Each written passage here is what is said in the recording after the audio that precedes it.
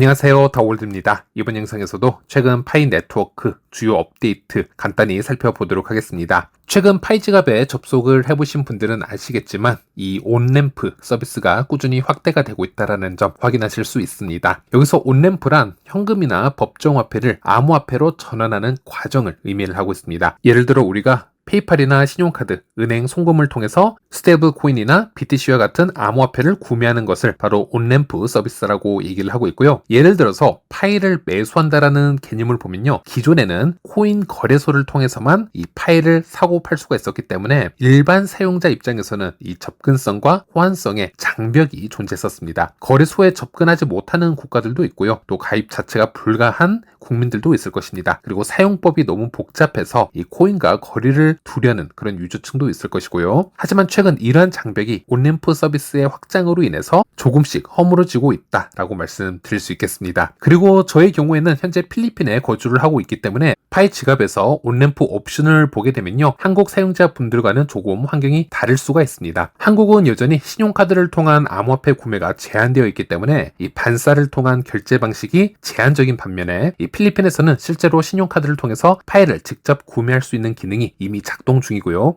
제 영상에서 해외에서 발급된 신용카드를 이용해서 실제로 파이를 구매하는 시연 영상을 보여드리기도 했었습니다. 그리고 이번에는 또 하나의 온램프 기업인 트랜스파이와의 협업으로 인해서 필리핀에서 다양한 결제 방식을 통해서 더 쉽게 다양하게 파이를 구매할 수 있는 환경이 조성되고 있기도 합니다. 그래서 저의 경우에는 파이 지갑 구매 메뉴로 한번 들어가 보게 되면요. 이번 업데이트를 통해서 Gcash와 필리핀 로컬 은행 그리고 QRPH 그리고 신용카드 및 직불카드 등 다양한 결제 옵션을 선택할 수 있는 기능이 떴는데요. 이런 기능이 가능해진 이유가 바로 이 트랜스파이가 이미 필리핀 시장에 진출을 하였고요. 온램프 인프라를 필리핀 안에서 구축하고 있기 때문에 지금 자연스럽게 연결이 되었다라고 보시면 되겠습니다. 그리고 이 Gcash를 통해서 파이코인을 구매하는 영상도 따로 준비가 되면은 다시 업로드 해드리도록 하겠습니다. 그리고 첫 번째로 왜 이렇게 온램프 또는 오프램프 기능이 중요하냐라고 해보았을 때 쉽게 설명을 해드리자면요. 앞으로 이 온램프, 오프램프 서비스가 없이는 암호화폐가 투기성 자산에 머무를 수밖에 없다. 즉 한계성이 존재한다 라고 말씀드릴 수 있겠습니다. 우리가 아무리 비트코인, 이더리움, 파이 생태계를 이야기한다 하더라도 암호화폐 세계로 들어가는 입구가 오직 거래소밖에 없다 라고 하게 된다면요. 그리고 그 거래소조차 많은 사람들이 멀리하는 거래 플랫폼 중 하나라고 한다면 전통 경제에서 널리 사용되는 결제, 송금, 쇼핑 등의 이 암호화폐가 널리 쓰이기에는 너무나 한계성이 크다라는 겁니다. 하지만 일반인이 신용카드나 각 국가의 핀테크 기업에서 제공하는 모바일 페이 서비스로 쉽게 해당 암호화폐를 전환을 할 수 있고 사용 확대를 만들어 나갈 수 있다면요. 암호화폐에 부정적인 인식을 가졌던 유저들 또는 신뢰를 하고는 있었지만 어디서 이 유틸리티 생태계를 찾아야 될지 모르던 유저들에게 암호화폐에 자연스럽게 접근할 수 있도록 기회와 비전을 제공할 수 있기 때문에 이 온램프라는 서비스는 너무나도 중요한 부분이라고 보시면 되겠습니다.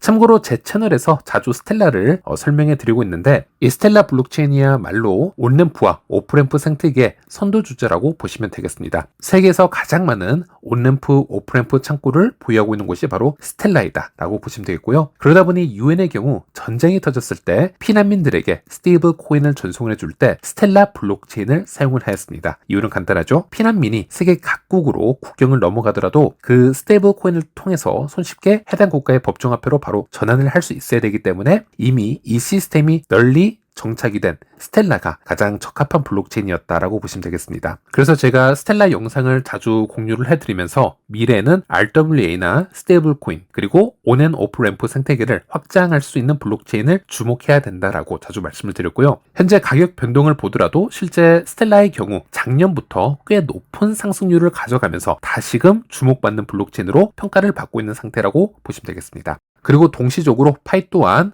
온램프 그리고 오프램프 생태계가 너무나 필수적이라고 할 수 있겠습니다. 물론 현재까지는 온램프 서비스만 나오고 있지만요. 파이 지갑에 이 온램프 기능이 급작스럽게 나왔다라고 해서 제가 무작정 영상에서 좋은 얘기만 하려고 지금 말을 지어내는 것이 아니고요. 저의 경우에는 수년 전부터 파이에 가장 급하게 필요한 서비스가 바로 이 온램프 서비스라고 생각을 해왔습니다. 한 예로 파이의 X 공식 계정을 보시면요. 2025년 지난 2월에 오픈 네트워크 출시 전에 파이 생태계에서 어떤 앱과 유틸리티를 사용하고 싶으신지 댓글로 알려달라라는 질문이 있었고요. 저는 딱 하나, 온앤오프 램프라고 댓글을 달았었습니다. 그만큼 저는 이 서비스가 중요하다고 생각을 했고요. 그리고 제 채널에서 3년 전에는 필리핀에서는 이 지캐시와 같은 곳과 이 파이가 통합이 될 필요가 있다, 내 노래를 불러왔던 저이기도 했었는데요. 그 이후로는 지캐시 핀테크 이 결제 서비스 기업을 보게 되면요, 필리핀에서 이미 독보적인 결제 서비스 업체로 성장을 하고 있습니다. 필리핀 내부에서 이미 9천만 명, 1억 명 가까운 인구가 이 지캐시 계정을 가지고 있고요. 전체 인구의 90%에 넘는 인구가 지금 이 지캐시 계정을 가지고 있다라고 보시면 되겠습니다. 그래서 필리핀 어디를 가나 이제는 지캐시로 결제를 할 수 있게 되었습니다. 그래서 이 지캐시를 통해서 파이와 온앤오프 램프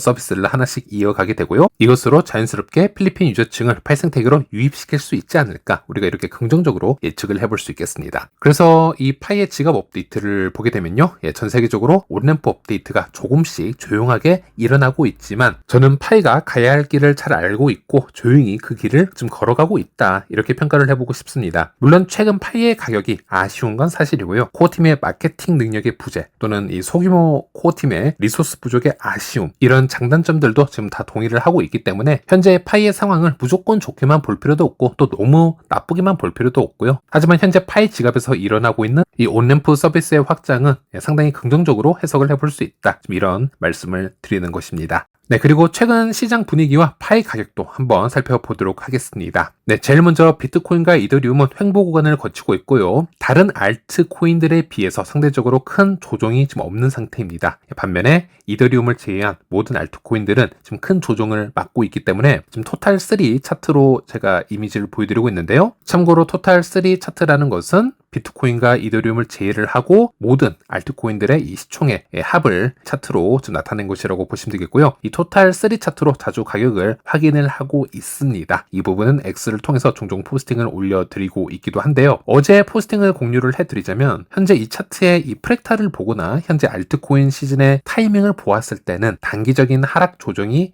예측이 된다라고 포스팅을 올려드렸습니다. 특히나 오늘 새벽 경우에는 미 기준금리 발표가 있었죠. 미 기준금리가 동결될 것임이 기정 사실화가 되어 있는 상태였고요. 또 여전히 제롬 파월 의장이 조금은 더 매파적인 스탠스가 더 높게 점쳐지고 있었던 상태였기 때문에 그런 가정을 해두고 시장을 본다면 알트코인들이 추가로 더 하락할 수 있음을 염두를 해두었고, 하지만 그 또한 매우 단기적인 조정일 수도 있다. 하지만 이런 마인드로 이 시장을 바라보는 게 마음이 좀 더 편할 것이다, 이런 부분을 업로드 해드리기도 했었고요. 그리고 이 흐름을 좀 더 길게 보자면, 그렇다면 이번 단기 조정 이후에 알트들의 추가 상승은 없을 것인가, 아니면 또 다른 추가 상승이 나올 것인가, 이 부분을 고민을 해볼 필요가 있겠는데요. 현재 알트코인 지수가 아직 47포인트에 머물고 있습니다. 즉 적어도 70에서 75 정도 포인트에 도달을 했을 때 우리가 알트코인 시즌의 정점에 왔다라고 생각해 볼 수 있는데, 현재는 그 열기의 반 정도에만 도달한 상태라고 보시면 되겠고요. 우리가 지난 시즌 또 지지난 시즌의 알트코인 시즌을 한번 기억을 해보면요, 모든 알트코인들이 말도 안 되게 다 크게 펌핑했고 전고점을 돌파하고 그런 시절들이 있었습니다. 그때는 몇백 프로 상승하는 게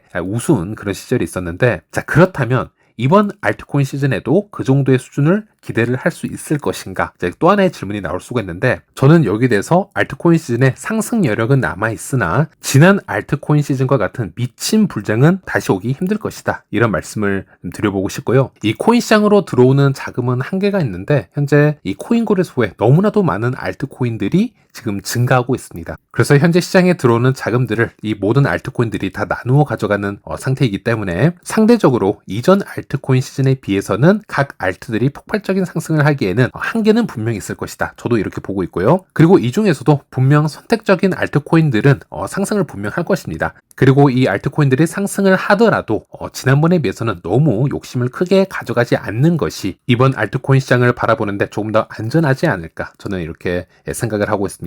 네, 그리고 여기서 파이가 매우 독특한 상황을 겪고 있습니다. 최근 90일 동안 시총 100위권 코인들의 상승폭을 한번 살펴보자면요, 현재까지 당연히 알트코인들 중에서 밈코인들의 상승률이 상대적으로 가장 높게 위치해 있는 것을 살펴볼 수 있고요. 그리고 이번 조정을 거치면서 총 90일 동안 상승률이 마이너스인 코인들도 꽤 존재하고 있습니다. 그리고 그중 가장 대표적인 케이스가 바로 파이가 되겠습니다. 파이는 아직까지 마이너스라고 보시면 되겠고요. 그리고 여기 있는 이 크립토 프로젝트를 보면요, 정말 이 생태계가 아무것도 없는 이런 밈 코인이거나 유틸리티가 뭐 제로이다 또는 스캠성에 가깝다, 그런 경우에는 이 정도 상승을 못했을 때 당연히 그럴 수 있다라고 생각을 해볼 수 있겠지만, 현재 여기 리스트를 보게 되면요, 폴리곤이나 스택스, 파일코인, 앱토스, 헬륨, 오피셜 트럼프 등등 커뮤니티나 생태계가 존재하는데 현재 파이와 같은 그룹에 속해 있는 그런 코인들도 지금 많이 볼 수가 있습니다. 이런 프로젝트들도 현재까지는 상당히 저평가되어 있다라고 우리가 말을 해볼 수 있겠고요. 이러한 코인들이 상승을 가져가기 위해서는 조금 더 시간이 필요해 보인다 라고도 해석해 볼 수 있겠습니다. 즉 파이도 지금 이 그룹에 속해 있어서 상당히 저평가가 되어 있는 상태다라고 보시면 되겠고요. 그래서 이번 초반 상승 움직임에서 그룹별로 상승 움직임을 가져가지 못한 프로젝트들은 아직 기회가 남아 있습니다. 파이오니어 분들도 너무 실망하지 마시길 바라겠고요. 이번 알트코인 시즌 지수가 상승함에 따라 또는